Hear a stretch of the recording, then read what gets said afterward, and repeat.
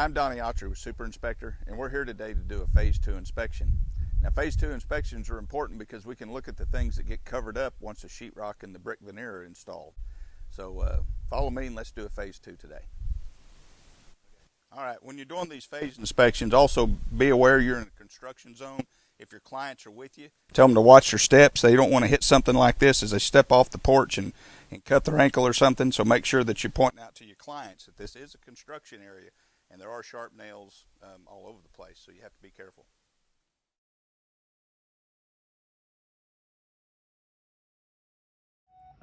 Okay, so let's talk about the sheathing on the house. Now this sheathing here, this dry line, there's a lot of different brands of this, but it's a structural sheathing.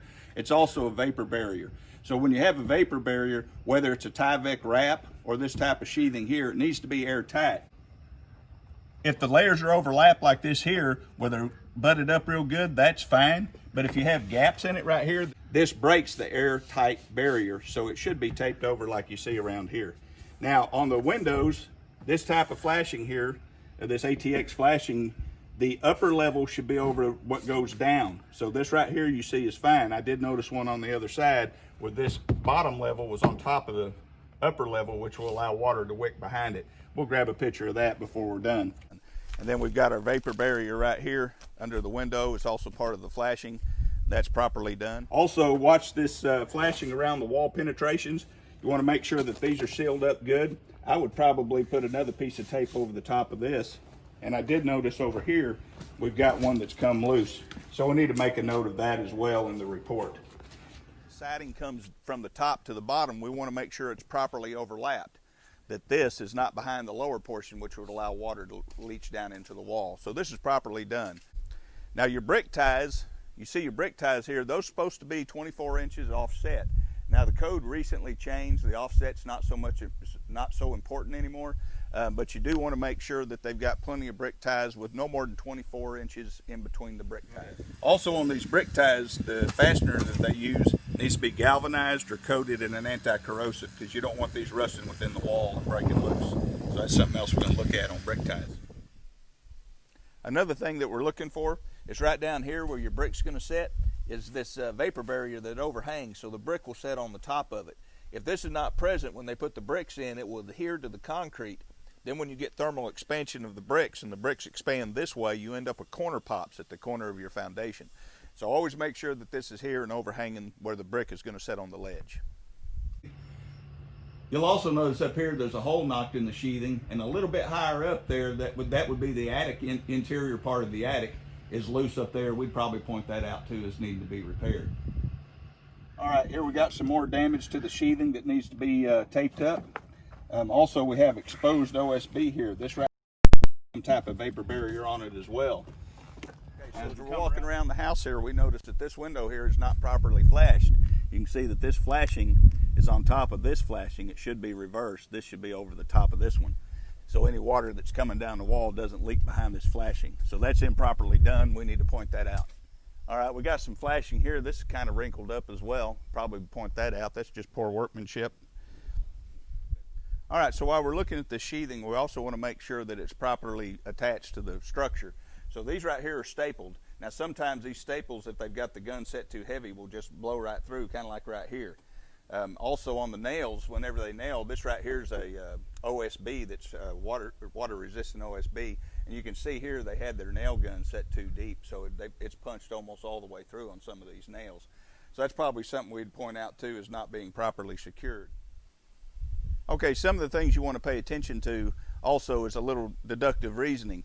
If you look at this right here, when you go up here, you can see that the upper level overhangs slightly. That right there is for the brick ledge. So we know that there's going to be siding above this. Now if you'll look over here, we have step flashing, but no counter flashing. The siding will provide the counter flashing for that step flashing there. But if you look over here, you can see right here that this flashing here has a trough in the middle of it, and it's step flashed and then counter flashed. So we know above here is going to be brick. We also have brick ties up there to tell us that. So those are some of the things you want to look for. Make sure that these flashing areas are done correctly for the exterior covering material that's going to be used. Now when you're looking at the vapor barrier around the house, making sure that everything's airtight, watertight, if you see anything like this, now this goes into the attic space, but that should be sealed like this one over here. They've got this one taped up so no air gets around it, so that's something we would flag as a defect.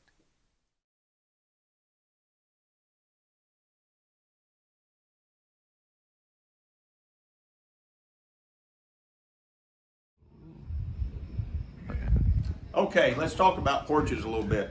Now this flat work here, if it's not part of the original foundation pour, flat work has a tendency, it's a little thinner, it'll dry out real quick, so you'll get shrinkage cracks in it, but you can also have settlement cracks in the porch slab. So I want to talk about that as well. Also, now this particular post here is going to be bricked out. This one right here is sitting in a metal chair. That's what you want. Now if it's going to be a wood post, it needs to be a chair where it gets the wood off the ground about this much. Up here you'll notice this porch has what we call a fur down. Now if this was an actual ledger board, you'd want to see it lag bolted to the structure itself. Also notice that the ceiling joists there are in hangers. Now you don't want to ever have those just toe nailed in. They should be in hangers, and the hangers should have a nail in every hole, not screws, but nails in every hole. Another thing that we're seeing in newer construction is these hurricane straps. Now if you'll notice, we're at the garage door opening here. So if this door is open and you get a real heavy straight line wind coming out of the south, this building faces the south, it's also got these hurricane straps on the inside here. So these hurricane straps are down here at the foundation. The hurricane straps are embedded in the concrete. So all this right here just adds strength to the structure in the event that you get a straight line wind hit this garage with the door open.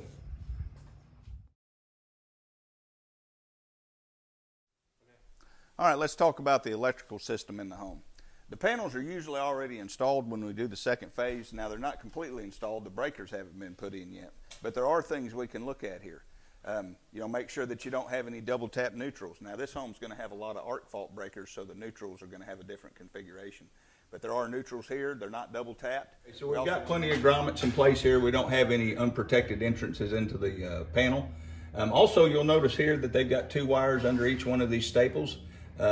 This is kind of new to the building code. The National Electrician Code changed. They used to just bundle it all together, but they found out that created excessive heat. So make sure that you've got your wires separated here so that heat conduction doesn't cause the wires to overheat in that area. All right, so this is where our electrical is going to come into the home.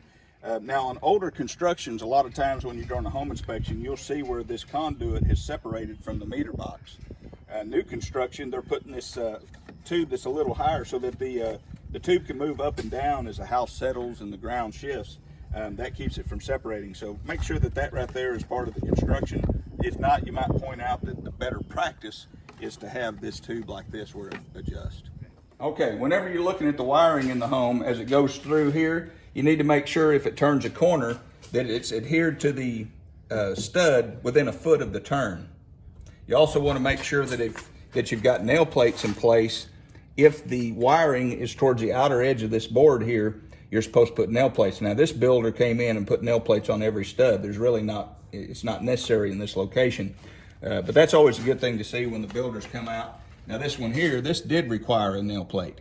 So this builder kind of did everybody a favor and put nail plates everywhere, so that's good. Also, when looking at the branch circuits on the exterior, make sure that this right here has enough clearance for the brick. Now if there's going to be siding, this will be Frenched in up against the weather barrier. All right, so in a home should be grounded at 2 locations. Generally, you're going to see a stake. In the new construction, you'll see a bonding rod in the ground by the meter, and you'll also see an oofer. Now, an oofer is just a piece of rebar that's in the concrete, and they attach the ground wires to it. So right here, you got the ground wire. This one probably goes out to the gas piping. All right, another thing that we want to make sure of is that the gas piping is bonded to ground. Now this is really the proper way to do it. You should have a clamp with a 6-gauge solid core copper wire that goes back to the bonding bar in the panel or to the stake in the ground. Now in this case, we need to call this one out because they're supposed to be in contact with bare metal. This anti-corrosive wrapper could interfere with the proper bonding. So we need to call that out, that it needs to be bare metal. Okay, another thing that we look for in the branch circuits is we're in the laundry room right now. You want to make sure that your dryer connection is wired with 220 wire. If this is yellow or white Romex, it's not the proper material to use. So make sure that your dryer connection has the orange 240 volt conductors.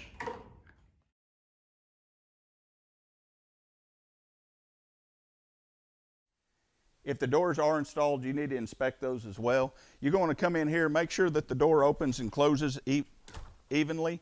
You also want to look here on the framing, make sure that it's shimmed up sufficiently, that it's not bowing anywhere. Now, generally speaking, the last thing they're going to do is install the weather stripping around these doors. That's like one of the very last things they'll do. So if there's no weather stripping at this point in the build process, that's not unusual, nothing that you really need to point out. They will correct that at the very end of the third phase. You'll notice in some areas where you have confined space, like maybe a small dining area going out in the backyard, or in this case, a single car garage where this door swinging inward wouldn't be very convenient. If they mount these doors where they open outwards like this one right here does, they need to install safety hinges. On this particular door, you could just pop this hinge pin out and get the door right off the frame very quickly. Now they make a hinge that has a tab here and a hole here. So when you close the door, those mate together, and even if you pull the pin out, you can't get the door off. Also, as an added measure of protection, like you see in some commercial applications, a plate can be installed over this here to prevent anybody from getting in here with a sawzall and getting to the locking mechanisms. So that's something I'd probably point out, that this door is mounted inside out.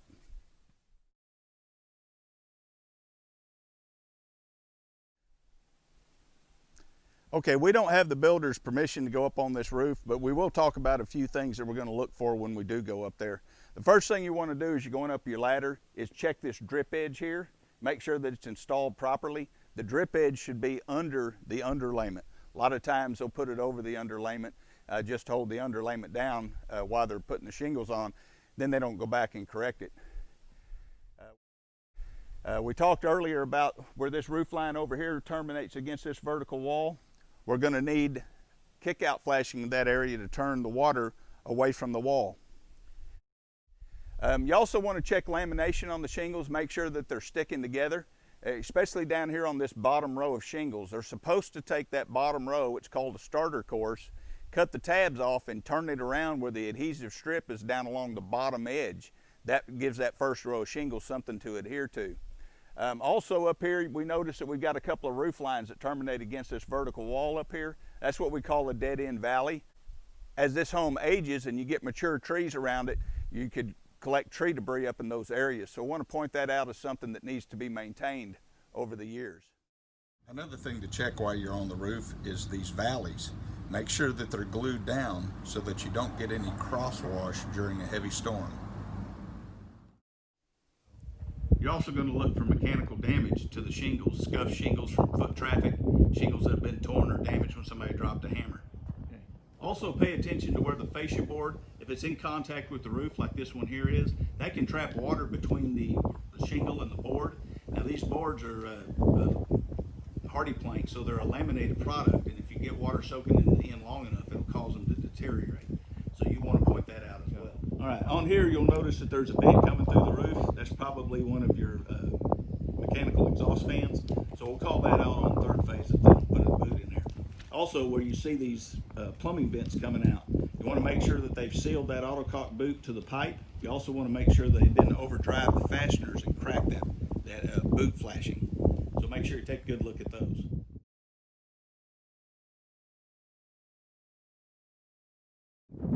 Another thing we find on these homes is that's something new is these pest control systems. Pest control companies can come in and inject the pesticides into these hoses. They've got small holes in them. They wrap the whole house and it injects the pesticide into the wall cavity. Okay. In conjunction with the installed hose system where they'll inject the termiticide into the wall cavity, they also will treat the wood usually up a couple of feet with this green stain. Now this right here is a termite treatment as well to prevent wood destroying insects from getting into the home and causing damage. Now around some of the bathtubs, you may not notice it there. They will still treat around the bathtubs, but they won't use the dyed material so that they don't stain the tub.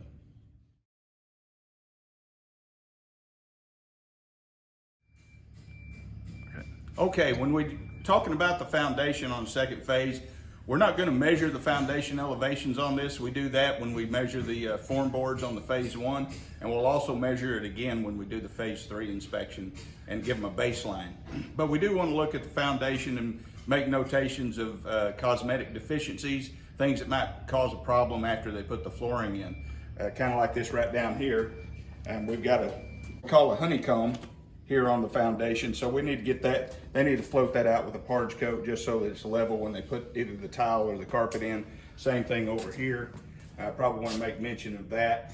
Now sometimes the chairs that hold the cables in will float to the surface, kind of like you see right here. Now this is not a big deal because it's fairly flush to the floor and it's going to be covered up with floor covering material. But if it's out in the garage, you probably want to make a mention of it because that's going to be visible. They probably should go ahead and chip that out and then float over that as well, just for a better appearance. Also, you may note cracks in the foundation. These could either be shrinkage cracks from the concrete drying too fast, or they could be settlement cracks. As they stack weight on this slab, it will crack, and that's normal. Now, somebody maybe this is their first home, that crack in the concrete may be something that's a real concern for them. So make sure that you point those things out and let them know that that's normal for new concrete. Okay, we also noticed here we've got one of these post-tension cables sticking out of the foundation. This should be cut off shorter and then mortared over to protect it from the elements.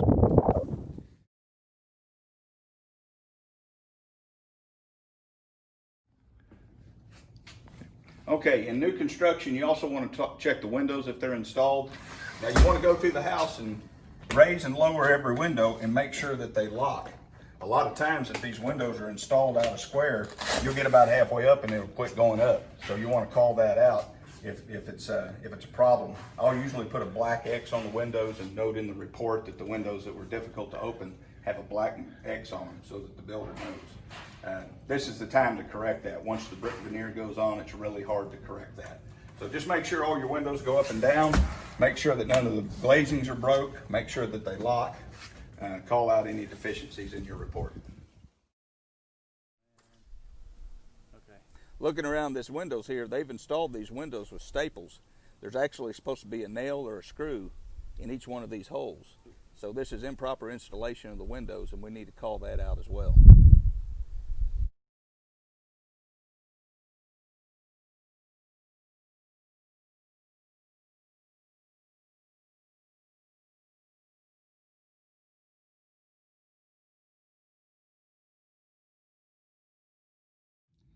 Okay, let's talk about exhaust fans.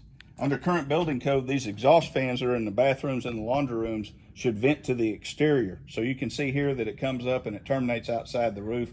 They've sealed it to the roof deck with mastic.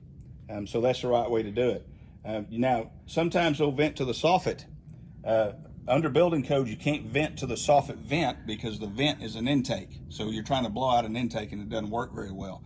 But they will vent them to the soffit and give them their own ductwork there, so that it vents through the soffit and not anything trying to come in. Okay, let's talk about attic ventilation. Proper down low.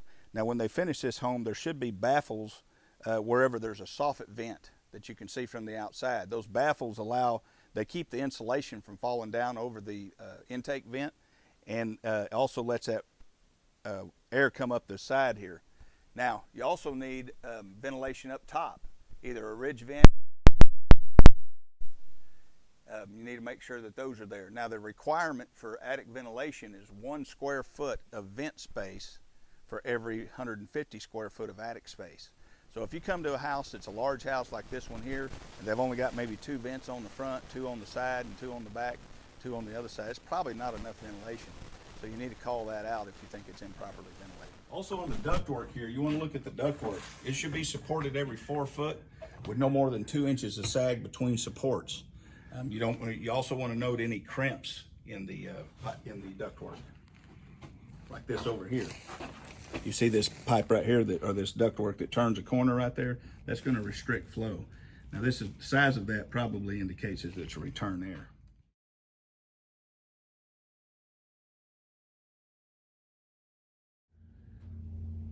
Okay. All right, let's talk about the dryer duct system. Now your dryer duct is not allowed to be more than 25 foot long. You are allowed one 90 degree in it. Every other 90 degrees subtracts 5 foot from the allowable length. Any 45 degree angle turn subtracts 2.5 foot from the allowed length. Now, if you exceed the allowable length based on the amount of turns in the pipe, then you should have installed a booster pump to assist the dryer vent getting the lint and stuff out. Go ahead. All right, now this dryer duct goes through the sidewall, and you can see up here, it's sealed to the exterior wall with mastic. Now, if you go through the roof with the dryer vent, it should be sealed to the roof deck, and it should terminate to a hooded, dampered cover.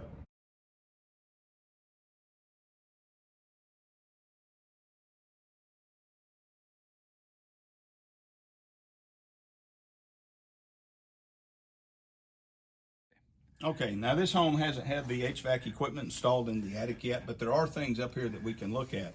Now this is your suction line and your pressure line that's going to come from the condensing unit out. You need to check this insulation and make sure that they didn't damage it when they were installing it, because if you've got any gaps in it, that pipe will sweat and drip into the attic floor, and it can cause fungal growth over time. All right, another thing we can inspect here is the drain system for the emergency condensate drain.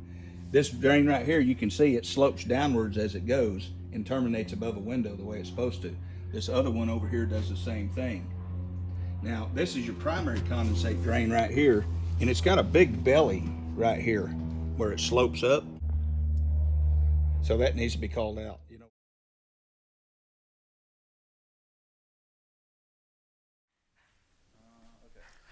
Okay, next thing we're going to look at is the framing of the house. And the thing that we're really going to focus on is the load-bearing portions of the framing done correctly.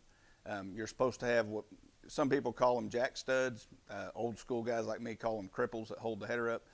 But you want to look around and make sure that all the points of stress are properly supported. They either terminate above a wall or that they are sitting in a hanger like we talked about in porches. So we're going to go around the house and look and make sure everything's done properly there. Go ahead. Okay. Also, while you're inspecting the framing, you want to point out any broken studs like this one here. Now this one's probably not a big deal, but if you've got one that's broken almost all the way through or something, they can come in and either replace it or sister a board onto the side of it. You'll also notice that these boards here are dovetailed and spliced together. They do that on these boards that are in the vertical position. These boards right here, when they do this, they can actually get a straighter board. They can take the bend out of it by joining them together. And this joint is actually stronger than the grain itself. Now, these are not to be used in a horizontal position unless they are marked for such use, and it'll be right on the board. Sometimes you'll see these used in the attic space, like a 2x6 or whatever for a roof rafter. And if they are joined like this, they need to be marked, clearly marked, for use in that application. Okay. When you're looking at those load-bearing braces, you also need to make sure that they're properly supported. Now this one right here is more than about halfway off the board here, so I'd probably call this out. It should extend at least to the 3 inches of this board. Okay. All right. Also, when you're looking at your framing and decking, you want to pay attention to the notching and boring. This board right here, this double header here has been cut pretty close to the edge and almost all the way through. You notice to the left of the vent shaft, you've got a roof truss coming down right here that's sitting on top there. So that's an area I'd probably call out as not being properly supported. It should have a plate like this down here to reinforce it. Okay, when you're inspecting the framing, you also want to look here. If you've got these floor joists, this is a attic floor joist. Right here where they terminate, those really should be blocked, especially if they're load bearing, so that they don't twist in the future. So I'd probably call that out as need to be blocked. Okay, when we're looking at the framing, we also need to look here. This ceiling construct here is a fur down. So it's not load bearing. It's attached to the beams above. So if you look over here, right here where they attach to the top plate, you don't see any hangers there. Those are not necessary because this is not a load-bearing component of the structure. You'll also notice when you're inspecting a house that you'll have natural wood supports like these here, but you'll also have these laminated beams. Now this is a double laminated beam right here, so that tells you that that's carrying a whole lot of weight. So we want to pay attention to what's above that when we go upstairs. But whenever you see these double beams that are laminated beams, that's usually carrying a lot of load. All right, when you're looking at the framing, you also have to look at how the framing is adhered to the concrete. Now on the exterior walls, you should have a bolt every 4 foot. If you have a splice in the bottom plate, then you need it to be secured to the concrete within a foot of that splice. So we're going to go around and look at that. Now on the interior walls, those don't necessarily have to be bolted down. You'll usually find it nailed down. Also, when you're looking at the home, the bottom board has to be pressure treated so any water that gets in under the wall doesn't cause it to rot out. Zoom in. All right, go. Okay, you also want to make sure that you're double plated along the top here. So you can see the 2x4 there. There's a splice right there, and it's supported by the board underneath. If you come over here, there's a splice on the bottom plate, and you can see it's supported by a stud. So all splices have to be supported. And they should be offset. Okay, when you're looking around windows or doors, this window right here has a sill plate.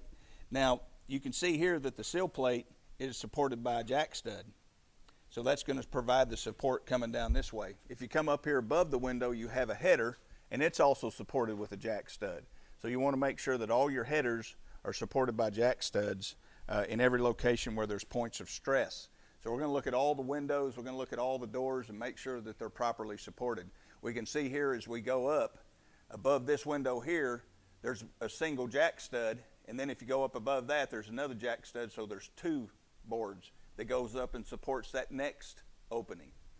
So everything should be supported as you go up the wall. All right, in today's construction, the upper floor decking is going to be tongue and groove, so these boards fit together. They're also screwed and glued down so that in the future you don't get squeaky floors. Now, if you see any damage to the flooring, this right here has already been flagged by the builder, and there's damage here. That's going to leave a little bump in the carpet, so they'll probably come in and fill that in with some wood filler. Any damage to the floor decking you need to call out. Also, if there's any lips that you can feel, like right here, you can see somebody's come in with a grinder and grind this down, so these boards weren't laying flush, so they came in and ground them down right here.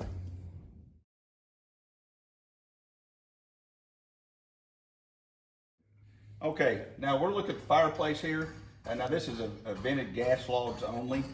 So, you know, they're never really completely installed at the time of the second phase inspection, but you want to look for things that are obvious. You know, this right here right now is not adhered. You can see here the tabs aren't, so you might call that out. You also want to make sure that you've got fire blocking, the appropriate fire blocking, that you have a double walled flue. You can tell a double wall flue by this indent right here. This is what makes it a double wall flue. So just you want to make sure you have proper clearances and stuff. We don't focus a whole lot on these because they're usually not completely installed. But if you see anything obvious, you want to go ahead and call it out now so they can get it corrected.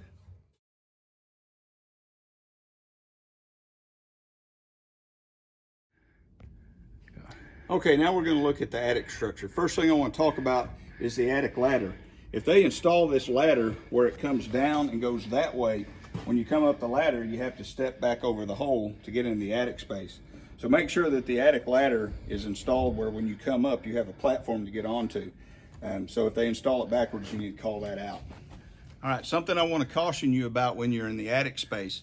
You're in here looking around, make sure that before you either step back or take a step forward or to the side, that you look down and make sure that you're not going to step off the decking. That is a real hazard. Don't get distracted where your safety is concerned. Make sure you always look down before you move. All right, on the roof sheathing here, you can see here they've scabbed a 2x4 onto the side. More than likely that piece of roof sheathing was cut a little bit short and wasn't resting on top of the rafter. So they just stacked the board on there just to fill in the gaps. But if you see any gaps right here where the roof decking is not being supported, you need to call that out. You also want to call out any damage that you see to the radiant barrier. This is a small area, but I'd still call that out because if the homeowner's seen it, they're going to be concerned about it. Okay, and if you notice here between each one of the roof rafters, you've got an H-clip there. That locks these two pieces of roof sheathing together so that they don't flex from one to the other. So you need to be looking at that where all the seams are, verifying that these H-clips are installed. Okay, let's talk about load-bearing beams in the attic. If you look here, we down, and it's coming down to this beam that runs across here. So this is a load bearing beam, and there's a corner block on this side, but if you look over here on this other side, there is no corner block. And if you look at this beam coming down here, all the pressure is going this way. So over time, this beam could shift and lean this way. It's not being properly blocked. We inspected a home one time that had these structural beams in the attic, and 5 out of the 9 beams were not performing as intended. They were all leaning because they weren't properly supported at the initial construction. So make sure you take a look at these load-bearing beams in the attic. Okay. Okay, now let's talk about access to mechanical equipment in the attic. You're required to have a 3-foot work platform in front of the unit for service and repair. You also have to have a walkway to it that's at least 24 inches wide and can't be as long. So proper access to mechanical equipment is something that we notate. This particular home has lots of decking up here, so it's not a problem. But you should have access according to the diagram right here.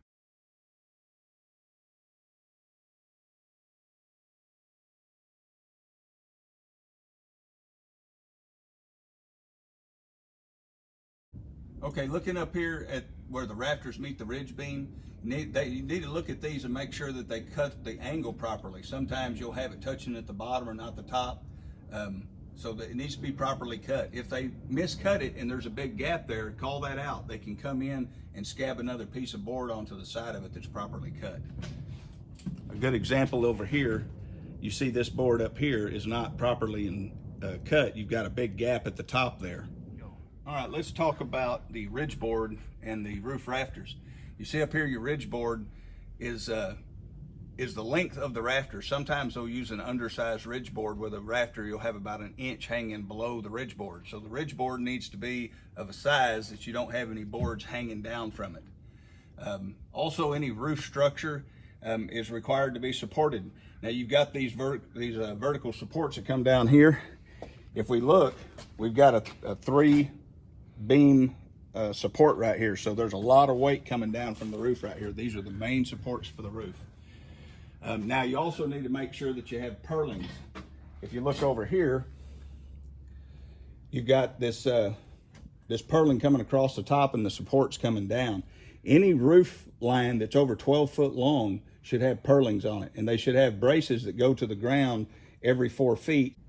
Those purlin braces should also have a 2x4 nailed to the back of them to keep them from flexing like you see over there. All right, when we're talking about the roof structure in attics, we also need to make sure that if we see an area framed out that's going to be a small attic space, that there's going to be an access door to it. Any attic space that's over 33 square foot is required to have access.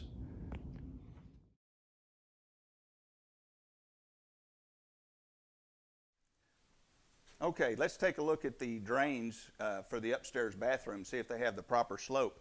If you'll notice here, you've got this 2x4 is attached to the floor joist. It's a little bit above the edge of the board. As you come over here, you can see it's on the edge of the board. So that pipe has a little bit of a slope to it. You don't want too much of a slope because it'll drain too fast and siphon out. Now, if we come over here and look at this is probably, and you can see from the P-trap, it has kind of an uphill slope. So that's probably something I'd point out. Okay. Now sometimes you'll come in here and there'll be a drain plug in there, and the water and the shower pan will be full of water, and they're just making sure that it doesn't leak. So a properly installed shower pan, it doesn't matter what the condition of the tiles are in the shower, no water is going to leak out in the home. You'll be surprised how many times you test a shower pan and then water runs out on the foundation wall because the shower pan butyl rubber liner was not installed correctly. Okay, so let's look at our supply pipes. These are PEX. You've got red on the hot side. These are rated for hot water. Now you also want to make sure that you've got secured every so often so you don't get any pipe hammer in the wall. So we'll go through the whole house and check and make sure that we're secured to the studs. If the pipe goes through a stud and it's close to the outside of the stud, again, there has to be a nail plate installed to prevent anybody from punching a hole in that pipe.